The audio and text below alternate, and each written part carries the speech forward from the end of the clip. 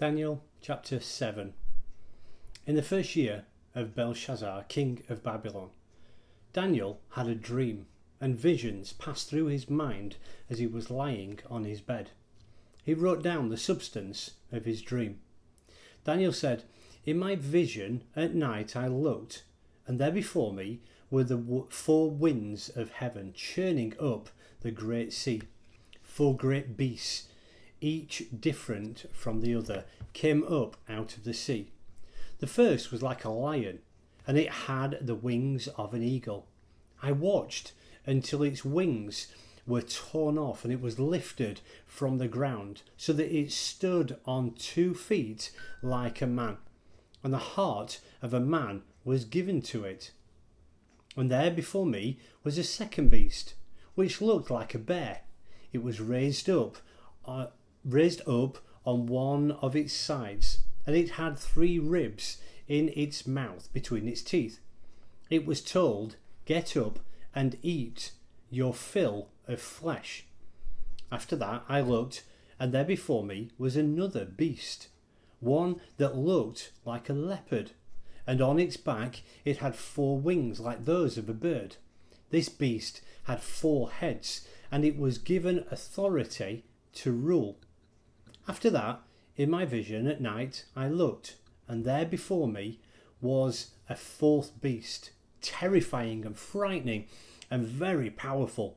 It had large iron teeth. It crushed and devoured its victims and trampled underfoot whatever was left. It was different from all the former beasts, and it had 10 horns. While I was thinking about the horns, there before me was another horn, a little one, which came up among them, and 3 of the first horns were uprooted before it.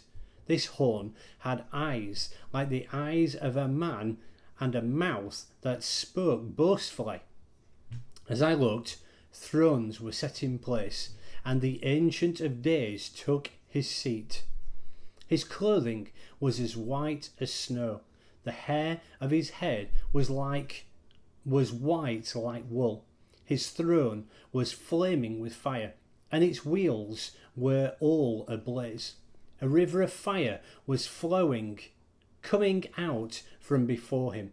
Thousands upon thousands attended him. 10,000 times 10,000 stood before him. The court was seated, and the books were opened.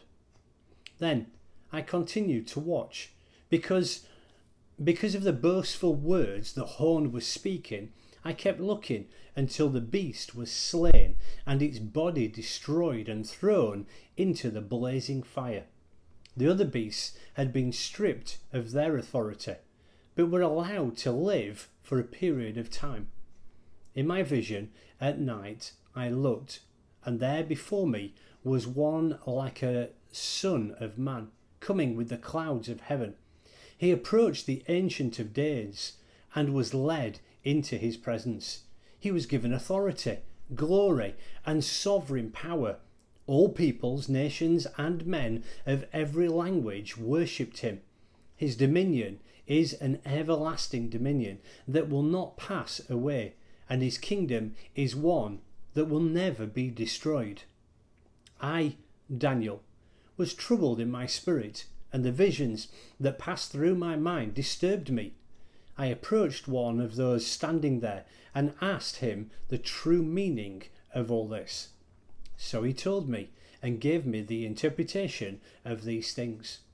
The 4 great beasts are 4 kingdoms that will rise from the earth, but the saints of the Most High will receive the kingdom and will possess it forever. Yes, forever and ever. Then I wanted to know the true meaning of the 4th beast, which was different from all the others and most terrifying, with its iron teeth and bronze claws, the beast that crushed and devoured its victims and trampled underfoot whatever was left. I also wanted to know about the 10 horns and its head, and about the other horn that came up, before which 3 of them fell. The horn that looked more imposing than the others, and that had eyes and a mouth that spoke boastfully.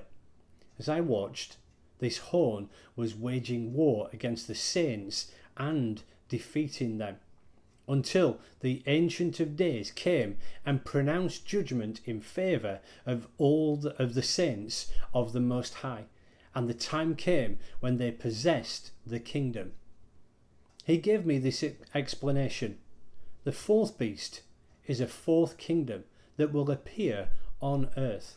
It will be different from all the other kingdoms and will devour the whole earth, trampling it down and crushing it.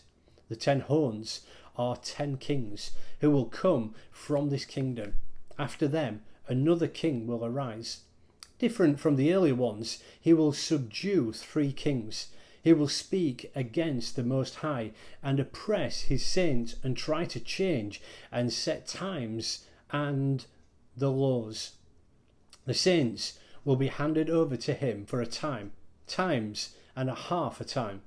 But the court will sit, and his power will be taken away and completely destroyed forever. Then the sovereignty, power and greatness of the kingdoms under the whole heaven will be handed over to the saints, the people of the Most High.